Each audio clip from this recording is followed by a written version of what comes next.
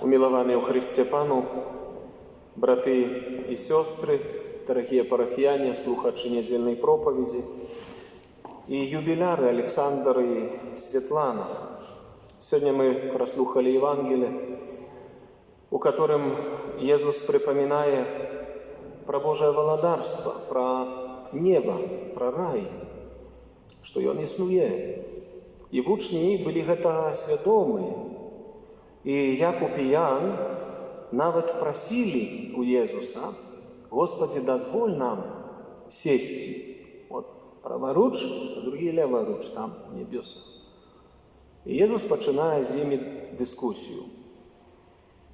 И в конце дискуссии Он сказал такие слова, что это не от меня залежит, кто зойме якое место там, у вечности, але кому приготовано. Это не означает некое предназначение, значит, что Бог сверху призначил никому место. Иисус после воскрешения сказал, что «Я иду-ка подрихтовать вам место, и приду, и заберу вас». Але занять место в вечности залежит, якое место занять, залежит от меня. От того, як я, будучи Божим дитем, триваю у тим, що Єсус мене покинув. А Єсус пройшов шлях, і нікому Єсус не обіцяв, знаєте, легкої путевки у вічність. Ні. Єсус виразно підкреслив: хто хоче йти за мною, нехай бере свій криж, наслідує мене, нехай вирачеться себе, одрачеться себе, іде за мною. Любов, і вона не примушає. Бог нікого в рай не тягне на силу. І Отець, подрихтувавши кожному з нас місце, повірте, кожному з нас Отець подрихтував місце, але ці ми його зоймем, залежить від нас. От того, наскільки ми прийняли той дар, який Отець нам покинув. Даром є Його Син. Єсус є даром для нас, людей, які, прийнявши в своє життя, ми можемо повернутися до дому Отця. Тільки усиновлені праз Єсуса. І Єсус у Євангелії підкреслює про те, що, і сьогодні Слово Боже нам вогуле про це нагадує, що на гэтым шляху, каб заняць месца, трэба прайсці праз выпрабаванні, праз цярпенне. І Он неаднакратна казаў сваім вучням: «Сын чалавечы павінен многа выцерпець, будзе забіты, але на трэці дзень уваскрэсне». І ведаеце, мы вызнаем кожную урачыстасць і кожную нядзелю вызнання веры і кажам: сядзіць праваруч Айца. Езус сядзіць праваруч Айца. Вось Ён заняў месца праваруч Айца. І таму вучні казалі: «Пане, давай мы па левай руцэ і па правай займем месца». А якім чынам Езус заняў месца праваруч Айца? Прайшоўшы праз шлях выпрабавання. Біблія кажа: трываў паслухмянасці Богу аж да знішчэння самога сябе, і таму Отец яго ўзвысіў і пасадзіў праваруч. Калі хочаш, каб Отец цябе ўзвышыў, прайдзі праз жыццё разам з Езусам, праз выпрабаванне. І это вялікі дар, который нам Господь дае. Мае дарагія, ад цярпення нікуды не ўцячом. Дорогие юбиляры, вы сегодня святкуете нават 25-годия своего суженства. Это суженство, это так само терпение, не? Не? Еще почувствуешь, значит. Это терпение. Это не просто такая иллюзия, знаете, все пригоже, все там гладенько, там все. Нет, вас еще чекає шлях, Александр. Калі нават еще не почуў гэта крыжа, почуешь. Раней ці пазней, потому что наше жыццё, это наша природа людская, грешная, слабая. И раней ці пазней пройдуць хваробы, Придуць духовныя змаганні са злым духам, который будзе спакушаць цябе проціў любові Божай, проціў жыцця вечнага, проціў света духоўнага. І гэта змаганне, это цярпенне. І калі ты і я, калі мы не будзем з Христом на гэтым шляху, мы не вытрымаем. Мы не зможам заняць адпаведнага месца ў небе, калі не будзем з Христом это ўсё соперажываць. Паглядзіце, сёння Слова Божае нам прыгожа паказвае гэты шлях Езуса. Пасланне да габрэяў, другое чытанне Святлана чытала. Маючы першага святара вялікага, які прайшоў нябёсы, Езуса, Сына Божага, будзем цвёрда трымацца вызнання нашага. Глядзіце, мы маем не такога першага святара, які б не спачуваў нашым слабасцям, які быў бы далёк ад нас. Глядзіце, Божы Сын не заняў месца на троне. Езус за свае 33 гады ніколі не сеў на трон. Ніколі не сеў на трон, а быў Сынам Бога. Ён быў сярод людзей. Ён пастаянна быў сярод людзей, ён раздзяляў з людзьмі ўвесь лёс. Ён ведаў, што такое быць адкінутым з дзяцінства, непрынятым, бо радзіўся ў такой беднасці. І ўвесь шлях Езус праходзіць. Ён знае, што такое быць галодным, свядома пасціўся 40 дзён. Ён ведае, што такое адчуваць голад. Ён ведае, што такое адчуваць пераслед. Ён ведае, што такое цярпець на сваім целе, на яго жывога месца не заставалася пасля бичавання. Езус прайшоў гэты шлях. І гэта Божы Сын. Я сёння раніцай казаў, глядзіце, як у зямным жыцці праісходзіць. Тыя, хто сядзяць на тронах, там прэзідэнты, міністры, там у парламентах, яны ведаюць жыццё звычайнага бытавога чалавека. Яны далёкія ад гэтага. Яны зверху глядзяць на людзей. А Божы Сын не глядзеў зверху на людзей, а зышоў да нас. І быў з намі. І Слова Божае кажа, мы маем не такога першасвятара, які не мог бы спачуваць нашым слабасцям, але такога, які паводле падабенства зведаў усе выпрабаванні, акрамя граху. Езус зведаў усе выпрабаванні. Таму мы наблізімся з даверам да трону ласкі, не да трону кароны, величия, до трону ласки. Трон ласки, знаете, что такое трон ласки? Это крыш. Это трон Иисуса. Из крыжа выплывают ласки Бога, спасительные ласки Бога для людей. Это трон Иисуса.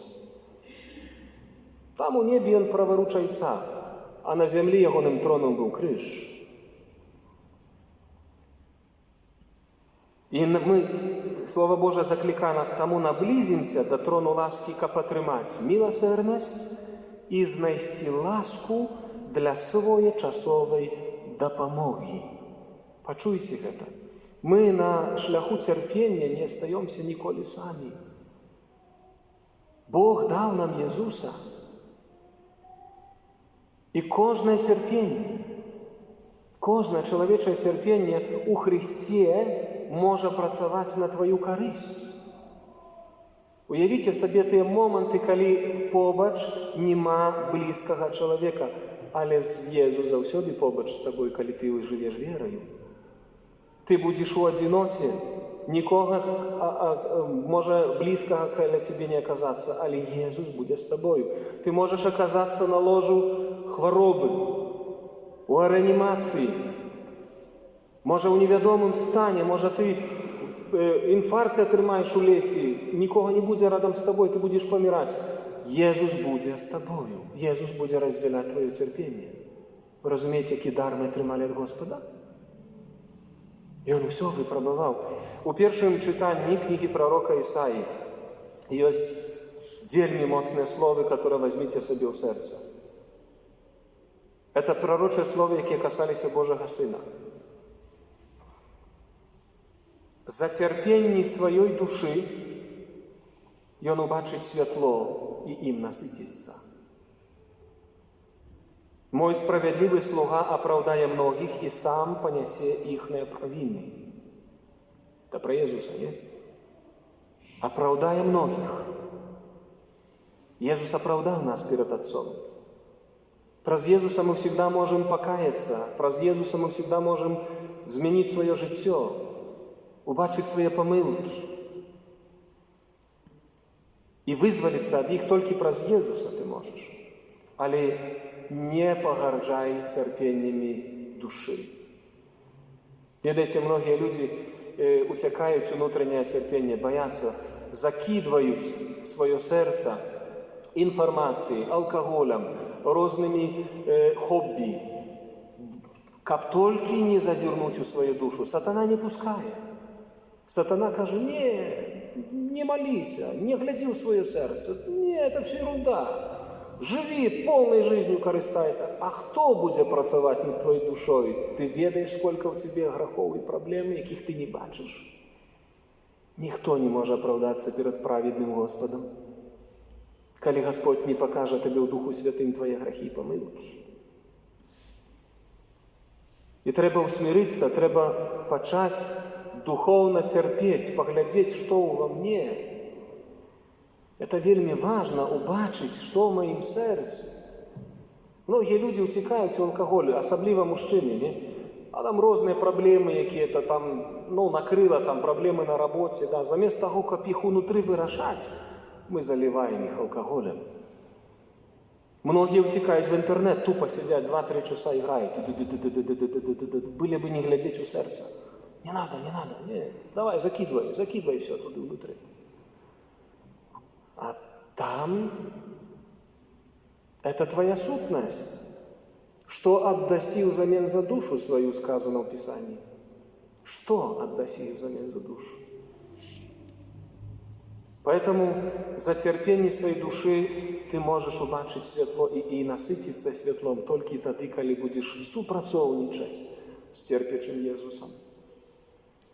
Я особисто скажу вам неоднократно в своем житті святарським, тільки праз терпіння, тільки праз випробування я убачив свої недохопи. Я убачив, що мені любові не хапає. Я убачив, що я неправильно розумію Слово Божие. Я неправильно отношусь до людей. Я неправильно отношусь до своих родных и близких. Только праз терпение. И приведу вам приклад, да? Многие люди не мають такого, я не молюсь. Это нема потребы. Я не чувствую этой потребы. А на что молиться? Хай молятся там, женщины в костеле, хай молятся. Да, бабушки, у них есть временные, на пенсии хай молятся. Приходит момент терпения. Вот зараз там коронавирус, да? Здоровый, человек никогда не болеет. Раз в реанимации, все, ты скован. Ты скован. И увага. И этот момент вельми важный. Ты можешь проиграть жизнь. Коли человек не заглянет в сердце и в душу свою, не покается, не убачит свои помылки, не откроется на Господа, сатана зробит свою справу. И у чистилища будешь веками страдать. Потому что убачишь свою жизнь с перспективы того, что ты не сделал для своей души, что ты не осягнул любови Бога, ближних. Это вельми важная речь. И у этот момент терпения, когда запыняется все, да, у человека есть шанс. Господь навіть у этот момент дає такий пригожий шанс покаяться, убачить, переглядеть, пересенсовать. Поверьте, за 20 годов святарського служения я бачу, як праз терпіння люди зміняли життя своє. Як вони убачили свої помилки. Господи, як я жив? Я неправильно жив. Я, може, колись вам оповідав. Знаете, вже стільки годов проповідую вас, 6 годов, то, може, буду повторатися, але не шкодить. Я колись ще вчився у семінарі на онкологію, захворів мой наставник музичної школи. Я юнаком ходив в музичну школу. Він такий був добрим чоловіком. Але в советские часы он не практиковал. Костелы были замкнены, и он хіба что навіть православным был. Я уже не памятаю конфессии. Но факт того, что я пришел его отведать. І ён разумеў, што ён дажывае. Ён ведаў, што я вучуся ў семінарыі. Ён вельмі мяне любіў. І пытаецца ў мяне: Николай, скажи мне, какую часть Библии мне прочитать, чтобы успеть, чтобы хоть что-то про Бога узнать больше, чтобы для души своей сделать что-нибудь. Я всю жизнь делал для семьи, для детей, для жонки. Сапраўды он был добрым мужем, добрым отцом. Але, говорит, я про себя забыл. Я ему параю, каб он читал Евангелие Яна, каб бачыў таксама, як Ян гаворыць про любоў Божую.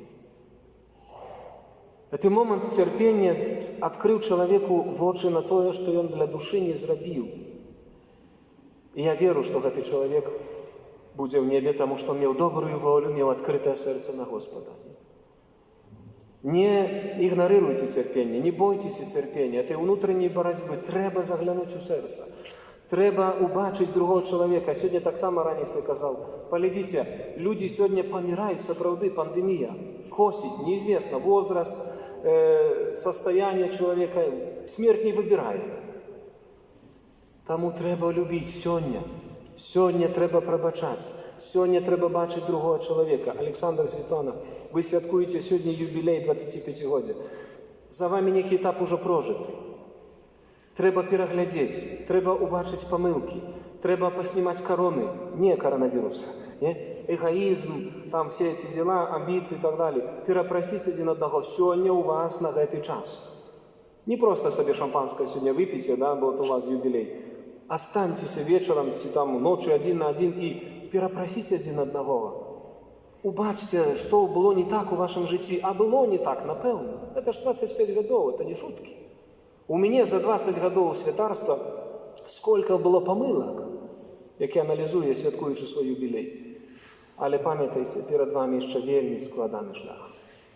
І ви не ведаєте, скільки Господь вам адміряє. Але саме головне, кожний день терпіте, пробачайте, шукайте любові і шукайте доступу до наших серць. У вас 3 дітей, молодці. Яны глядять на вас. І ведаеце, што яны найбольш патрабуюць? Нематэрыяльнага. Нематэрыяльна. Хаця так часамі здаецца, бо ім гэта хочацца, і то, і сё. Самае галоўнае, дзецям патрэбна, каб яны бачылі любоў мамы і таты. І это надо им дать. Але не зможете дать, если не атрымаеце это у Господа. І мы не зможем нічога даць іншаму чалавеку, калі праз цярпенні, выпрабаванні самі не дасведчым, насколькі нам патрэбная любоў Господа. Поэтому, дорогие мои, вот это сказ возьмите себе до сердца с пророка Исаии. За терпение своей души ты можешь убачить светло и им насытиться. Аминь.